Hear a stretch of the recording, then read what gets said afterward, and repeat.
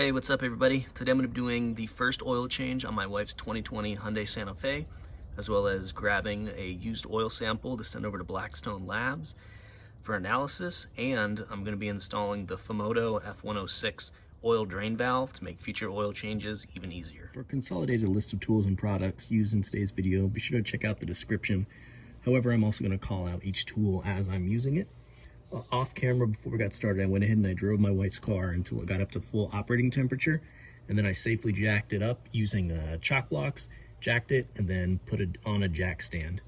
You'll notice underneath the car that there's this piece of, not quite plastic, but it protects the underbody of the car and it keeps it clean. But you got to take it off before you can access the oil filter and the drain plug. So you're going to have a total of 4 10mm bolts, 1, 2, 3, and 4, as well as these 2 little tabs that you just stick your screwdriver in and they pop right out. So I'm going to take care of those first.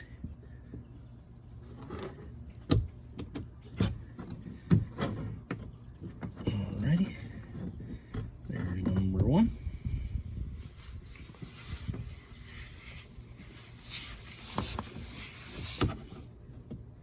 Hope I'm not blocking you guys. Here's number 2. All right, so they just pull right out. And this is what they look like.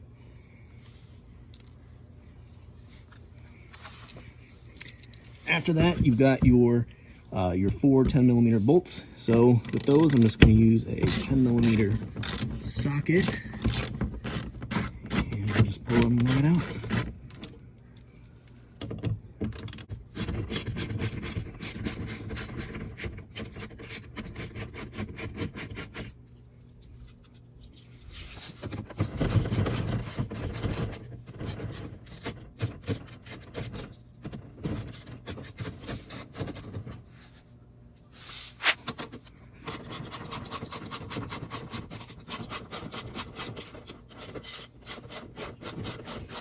One thing I want to point out as I'm getting this last bolt out is that for some reason, and it looks like it's because it's longer than the others, the one that is on the back left-hand side, if you're doing it lengthwise, yep, it's going to be long and silver. So just make note of that when you reinstall them, and I'll point it out as well in the end. So once again, that is on the back left-hand side as you're viewing it lengthwise. So passenger side, driver's side, long, silver. The other 4 are the same. After that, you should be able to just wiggle this thing right out. Yep. All right, just gonna set that to the side as well as our 4 little bolts and our little push tabs. Underneath here, you can see the oil filter, which is installed by the factory. And surprisingly, it looks like it's kind of leaking a little bit. Like they didn't tighten it on enough all the way. I don't know. I'll take a look around while I'm under here, see if I can find the cause of the leaking. But this right here is definitely oil. And on the back of the oil pan is where the drain plug is, and that's where we're going to use the 17mm socket. Next up, we're going to use our 17mm socket wrench to go ahead and remove the oil drain plug. I'm also going to use the kit from Blackstone Labs to collect a used oil sample. This is the original factory fill. It's got 7,300 miles on it, so stay tuned for those results.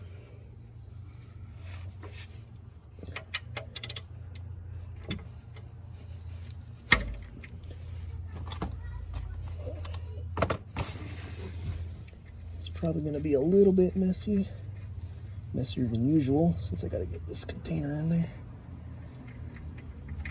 All right. Oh. The directions say to catch your sample about halfway through. And here we go. All right, I have collected my sample. I'm gonna let this drain. We're gonna get it all cleaned up. All right, at this point, my oil has pretty much completely finished draining out. There's just a very slight drip that will pretty much continue all day long if I let it. So at this point, if you are maintaining the original oil drain plug, you would go ahead and change out the crush washer and go ahead and torque that back down to spec. Or in my case, I'm going to be installing the Fumoto F106 oil drain valve. I put one on my Hyundai Sonata. I really like it. So I'm gonna go ahead and put one on my wife's car as well. These things just make it even easier to change your own oil. So to install it, it's pretty simple. You just take it, line it up, screw it in, then you tighten it down. So I have the Crescent wrench that I'm going to use to finish torquing this down. It says 18 foot-pounds of torque, so I'm just going to be estimating that. But it is important to make sure that you don't over-tighten these things because it is brass, so it'll strip it. So I'm going to go ahead and tighten this down, clean up the area around it, and then we're going to move on to the oil filter.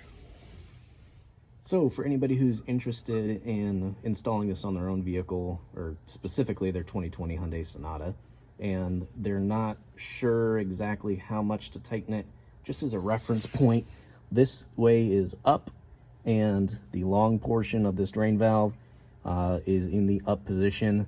I have it tightened. It feels pretty good. I might be able to wrench on it more and tighten it up just a little bit more, but this thing feels extremely snug. I don't think it's going to leak. However, as a precaution, I'm going to leave this this piece of the underskirt off for the next couple days, just to make sure there's no oil drips coming down on my driveway. And then next time I change the oil as well, I'm just going to go ahead and look at the piece of undercarriage that's hanging under here, make sure there's no no oil residue or anything on there. But I'm 100% confident that this is not going to leak. Yeah, the directions on their website say to torque it to 18 foot-pounds. However, I don't have a torque wrench that I can use any type of bit or socket on that'll fit this. I had to use a Crescent wrench as well as my best judgment. So do this at your own risk.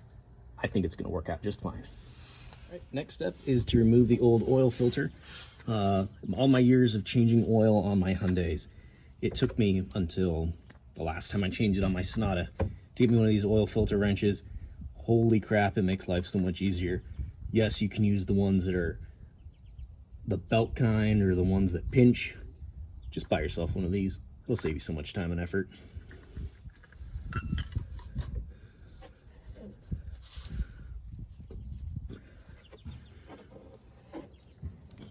All right, this thing is on pretty tight, so I'm not sure where all of that oil was coming from.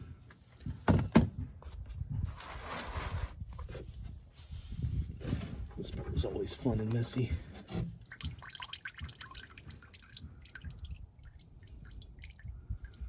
Let that drain for a little bit.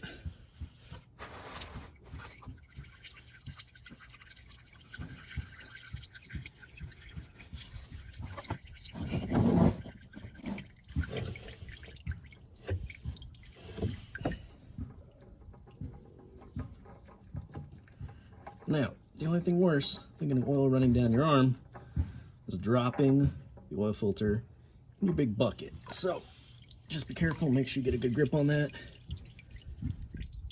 Let it finish draining. I'm gonna go ahead and put this over here. All right, this has pretty much stopped dripping. So, the next thing that you're gonna wanna do before you put the new filter on is make sure that the O-ring from the last oil filter is not stuck. So clearly you can see that it's still attached, but it's not gonna hurt anything just to take a peek with your eyes. You're gonna wanna get in here with a paper towel anyway. Just go ahead and get this cleaned up so there's not any old oil hanging out up there, getting all nasty. While I was waiting for this to finish draining as well, I went ahead and I took my new filter and I pre-filled it with a little bit of oil.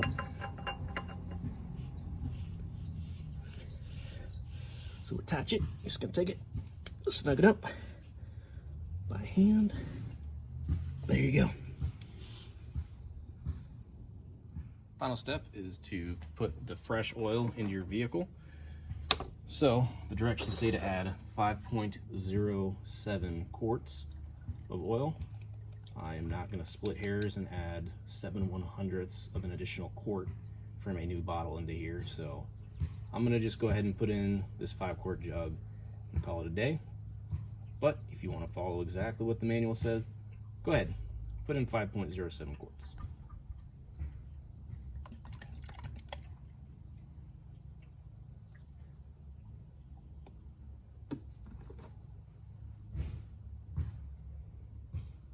Once the oil's in, you just gotta take your oil cap, screw it in until it clicks. I always recommend going and taking your vehicle for a test drive, fire up the vehicle, look under real quick, make sure that there's no obvious leaks, take it for a test drive, get it up to operating temperature, bring it back, look under it again real quick, make sure there's no leaks, and then you're good to go.